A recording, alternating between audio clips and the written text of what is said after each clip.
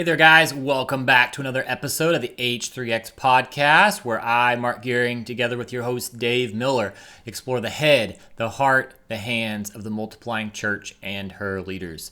And, Dave made his way up to join us here in New York City this last week for a strategy coordinator training, a 5Ts training. You've heard us talk about that here on the podcast. Well, he jumped in to help train, and on the other side of that, we wanted to process our thoughts together. So here's some raw thoughts that I think will be helpful for you in terms of processing as you begin to coordinate strategy or think about what does that look like in your context. What should we expect on the other side of that kind of training? What does the rollout or the implementation of that content look like? In this episode, we're going to unpack that, some of our thoughts, and some of what that looks like in terms of muddy boot leadership, where we are engaged on the ground, but also stewarding macro, the resources in a given context of a people group or a place.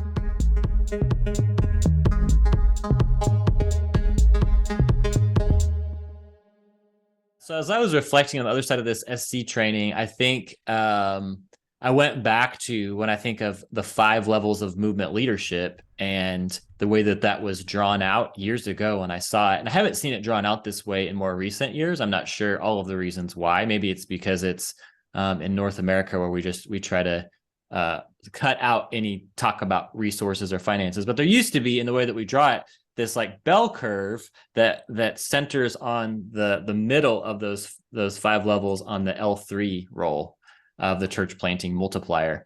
And that bell curve was meant to represent where I think primarily in that conversation, like if you're going to bring in financial resources, they go towards that versus some other role in there. But I think it extends beyond that in my thinking of this is where the emphasis, the energy, other kinds of resources should flow towards that role of the engine of movements as the L3, and then decrease on the left side of that as you have seed sowers on one end. You still want to give them time and energy, but you really want to emphasize the multiplication. And then also on the other end is the strategy coordinator, which should also you're kind of decreasing the number of people you're going to have for that, of course, but then also the emphasis. So that was one of the pieces that came out of that for me is our time and our attention should flow towards that L3 role and unpacking what are the principles and paradigms that a church planting multiplier needs to understand and know so that we can find them. So by just communicating what those are, we're beginning to raise the flag and look for those people. But then also those are the kinds of things that we should be emphasizing and focusing on and leaning into in the muddy boots idea so that we're actually developing the DNA of that L3 role. Well, and you know me, I'm always scratching at this itch of mine where I want to call them roles instead of levels, just to kind of get rid of the hierarchical language. Because every time the 5 levels of leadership is shared, we spend 10, 15 minutes making sure everybody knows that this isn't hierarchical.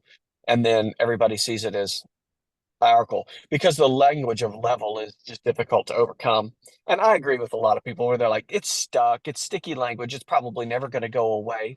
But we spend all of our time at the beginning trying to explain away the language we use. And that's why I just really like the roles, the role of seed sower, the role of church planter, the role of the church plant multiplier, the role of the movement trainer, and the role of the strategy coordinator. And I think I wholeheartedly agree that that's an element that we need to really get back to, that role of church plant multiplier is the muddy boots leader. They're the real heartbeat and the move behind everything that's going to take local ownership to the next level. They're going to be that indigenous leader that's going to be the one who figures it out, breaks the barriers, engages and multiplies within their own people group. And so, the idea of get as many strategy coordinators as we can get is super effective as long as those strategy coordinators understand that role of church plant multiplier is the bread and butter that we're after. Yeah. And that takes a lot of elbow grease. It takes a lot of time, a lot of energy, a lot of training, a lot of work, a lot of conversations, a lot of community of practice, a lot of problem solving, and honestly, a lot of time. in terms of not just with that person, but just understanding that as they're growing and maturing, they're getting to that barrier breaking, and it's messy. Right. That's the messiest part of all of it. Yeah, there's that dynamic. And first of all, so this is us just processing our thoughts. So probably this is not even communicated in a way that would be consumable as a podcast, but you all are joining us. So you chose to join They us. may have already clicked That's off. your fault. But no, coming on the other side of this, that's one of the things as I'm looking at that 5 roles of movement leadership and that bell curve piece. I think very necessarily we're thinking about how do we engage a particular context as we're thinking about all of this. So we're thinking about North America, Dave and I, in this content that we're unpacking here. And so we've been going after, like, how do we get started? How do we find some of those generals, those folks that are going to engage different people's places, cities, segments across North America? But I've been in this season, and I've been sharing some of this with you, Dave, around my trainings that I begin to implement as a way to get things started in a particular people or place. They can't continue to perpetuate just looking for those generals in the way that I structure them and the kind of content that I've got in them, or I'm going to filter out the engine of movements, right? And so this is something, as we're moving towards doing an online virtual training this summer in our context. We're trying to innovate and figure out, what does this look like to get started in a place like this? And so it's driven us towards an experimental zone of, let's try some virtual training. And so we're going to roll that out next month. We'll let you know how that goes. But as we've been thinking through that, looking at some of the content that we've just been rolling out just on autopilot in the last seasons and re-examining it a little bit and saying, yes, we want to look for that general, so-called, that like coordinator of strategy type of wiring and person. But if we only structure our training for that person, do we filter out and make it a lot harder to find those that might be a church planting multiplier, which is the engine of movement? So anyway, all that to say, I think I'm going back to that idea of the 5 roles of movement leadership is a really helpful framework, as long as I keep the focus on what are the kinds of leaders that are going to be instrumental for seeing movement, and how do we then structure our training content, our focus of our resources as coaches and leaders, time, energy, everything funneling towards that particular kind of leader. Does that make sense, Dave? It does. And I'll put it in this context. I think we, in the pathways discussion of training, we talk about buckets and drip in terms of training. Yes. So what we just finished in Queens, that we both got to kind of participate in, was another 5 T's training, the bucket training, 4 days, lots of content, lots of discussion, lots of practice, lots of scripture, where we get together and we're hammering out the 100,000 foot view of the starter tools for strategy coordinator. Right. But the bucket training, if we see that as something that's supposed to be reproduced as the primary reproduction, we're missing something, because we want to reproduce that bucket training, but the goal of that is then to sorry, my phone fell. The goal of that is for us to then, through drip training, go, okay, if you were in the SC training and you feel like this is something you want to do and want to learn more about, then we would jump into a drip training where we're going to roll it out, every 2 weeks, every month, whatever it ends up being. Right. Then we're going to say in the drip training, now, how do you go and take those tools and figure out how to find seed sowers, church planters, and church plant multipliers? How do you develop them? How do you grow them? So the drip training becomes the place in which we're going to go, now take those tools and let's put them on the ground in your local context. And now let's go get muddy together so that we can see the emergence of those church plant multiplier roles and see what it takes to build those emerging leaders and to train them up, so that then if we see some people come out of that go, hey, their vision gets a little bit bigger, or we see a general pop out or whatever, then we can go back and do a 5T training.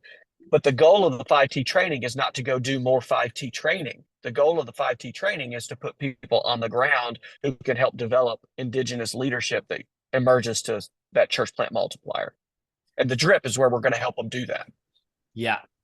Yeah. So that's a helpful clarification. That's good. I think as I've been processing through this more and more of, even like you're saying, the bucket and the drip, we've got to get to understanding of this idea of a strategy coordinator as stewarding those gaps. This is something that you were helping me process through while you were here, Dave. Stewarding those gaps where the job is to, like you're saying, start at that left end of an adoption curve, and not just only, we're not only just saying every place we go is a bare ground, there's nothing happening, and we're starting out as a seed sower and assuming no, that's kind of the point, is we're supposed to be a good steward of those resources. But we should have our eyes on the prize of, if the L3 and the church planting multiplier role is the engine of movements, then we need to drip out content that helps to develop a coordinator of strategy as a steward of getting in on the ground and working with existing believers and doing the work to get to the fruit of those disciples that actually have those tactics. I guess that's where I'm trying to land in my idea here, that strategy coordinator is not enough. It's not enough to have strategy in the bucket.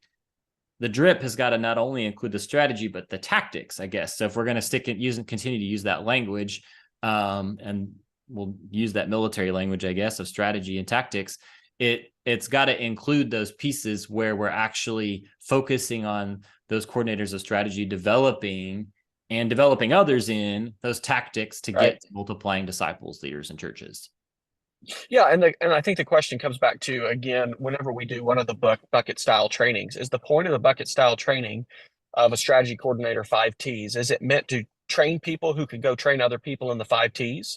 Right. Or is it meant to train people who are going to go and use the 5Ts? Right. And it's a little of both. I agree, but it's more, and in the way I want to continue to work through this and the drip training is to say, no, we're not training you in the 5Ts so you can go train the 5Ts.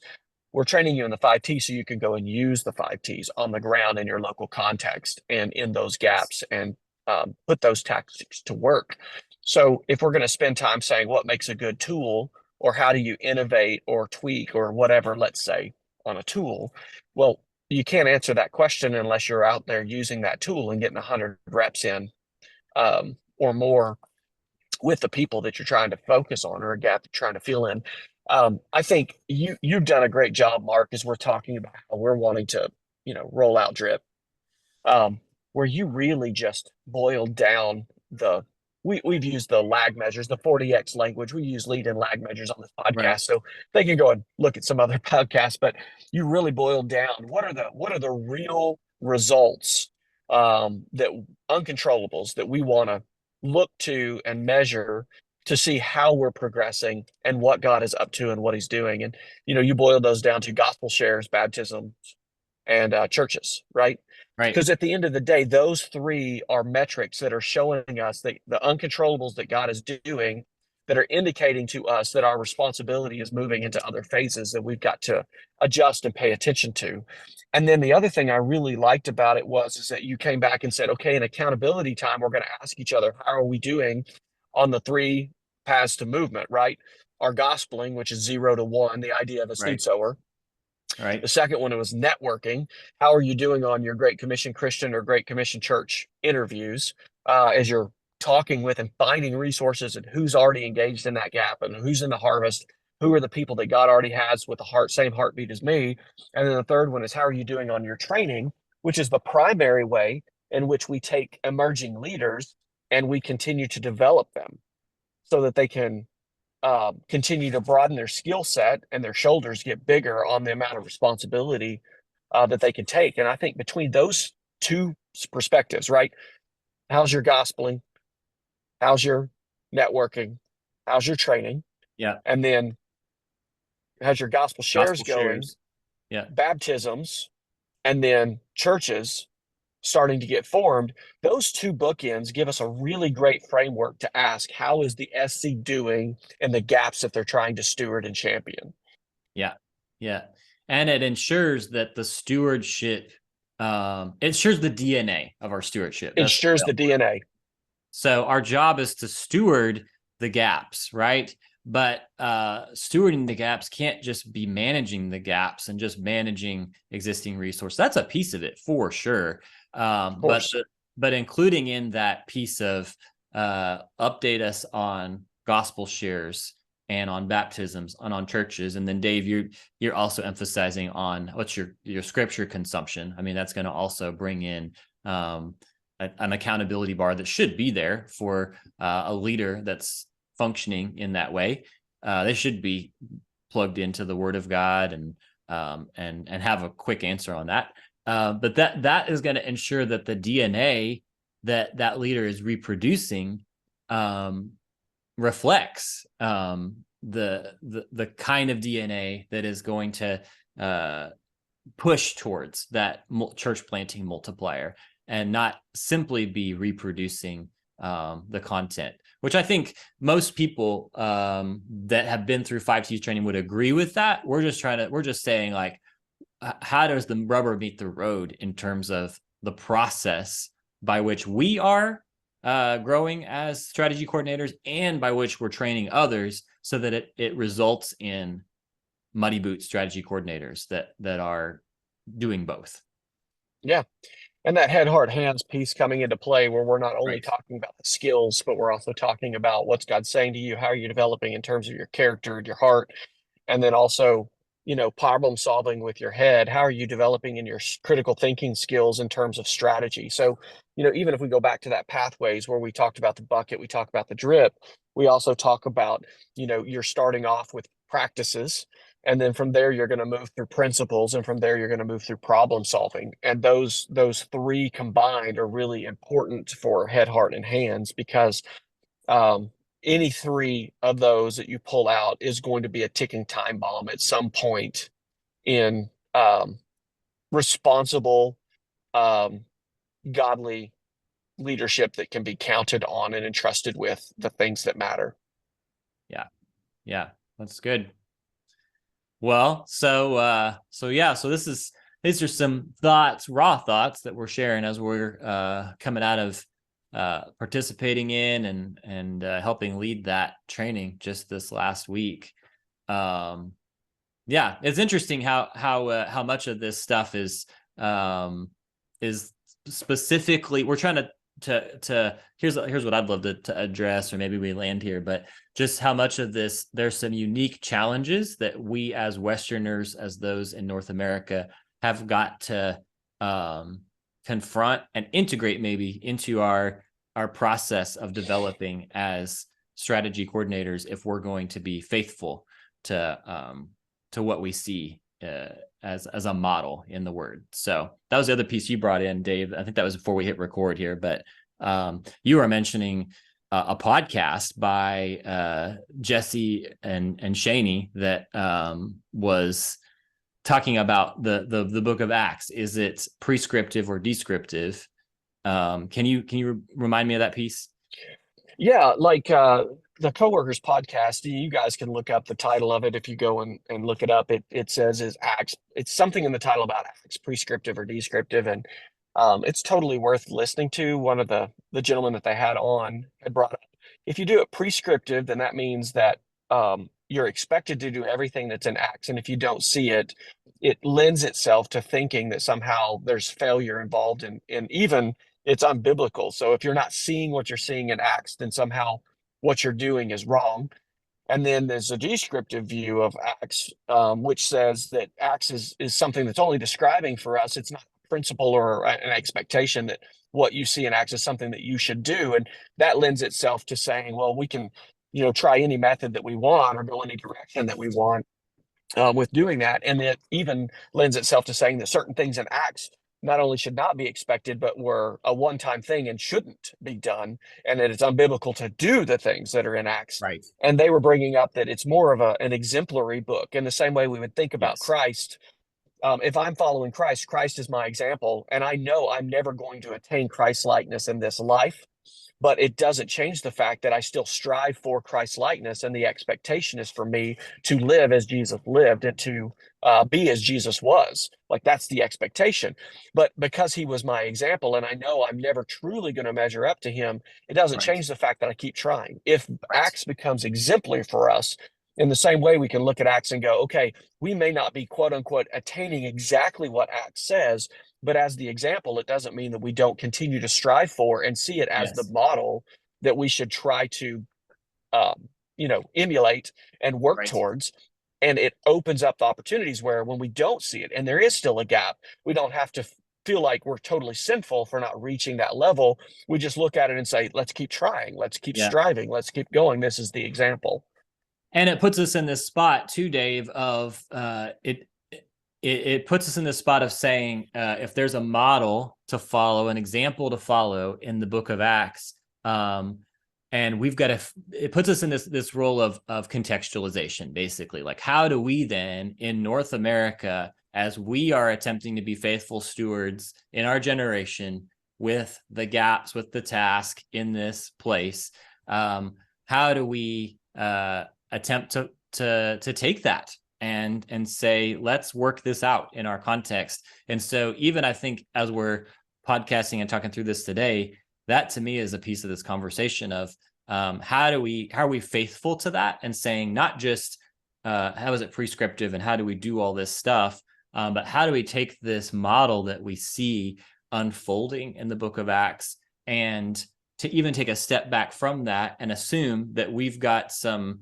assumptions and worldview and some pieces that we are bringing into it, and be faithful to integrate that into our work here. So that's, I think that would be how I would summarize that as we're reflecting on this last week of, we want to pursue that exemplary model that we see in the book of Acts. And let's make sure that we are addressing some of our assumptions and barriers and some thinking that is a part of what's just inherent here in North America, and make sure that we're actually being muddy boots in our application of all of that. Yeah, be awesome. Well, we're going to keep clawing and scratching, see what we can come up with. Amen. Thanks for listening, for watching. If this content has been helpful for you, please take a minute to rate, review, and subscribe to the podcast. It really helps us to get this content out there farther, to serve Jesus, grow his kingdom, and accomplish the Great Commission until there is no place left. Much love to you guys. See you next time.